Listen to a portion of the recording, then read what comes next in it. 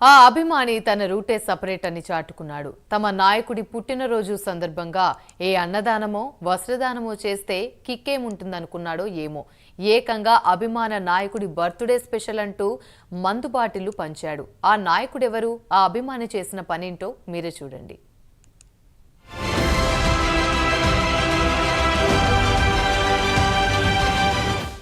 వరంగల్ నగరంలో మంత్రి కొండ సురేఖ అనుచరుడు, షాడో మంత్రిగా ఈ మధ్య పార్టీలో ప్రజల చర్చగా మారుతున్న గోపాల నవీన్ రాజు బర్త్డే వేడుకలు వరంగల్లో జరిగాయి.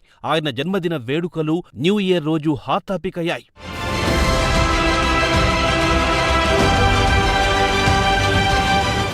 నవీన్ రాజుకు పార్టీ పదవి లేదు, ఇటు ఎలక్టెడ్, నామినేటెడ్ పదవి లేదు. కానీ భద్రకాళి అమ్మవారి ఆలయంలో ఆయనకు ప్రోటోకాల్ దర్శనం కల్పించడం జనంలో చర్చనీయాంశంగా మారింది. అమ్మవారి ఆలయం గేటు ముందే క్రేన్ సహాయంతో భారీ గజమాల వేసి హల్చల్ చేశారు. ఆలయ ప్రధాన ద్వారం ముందు భారీగా ట్రాఫిక్ స్తంభించేలా చేయడంతో ఒక దశలో జనం ఆగ్రహం వ్యక్తం చేశారు.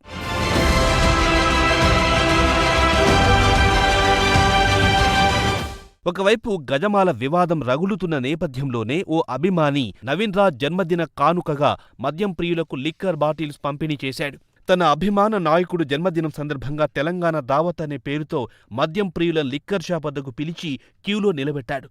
వారికి క్వార్టర్ బాటిల్స్, హాఫ్ బాటిల్స్ ఉచితంగా సరఫరా చేసి తన అభిమానాన్ని చాటుకున్నాడు.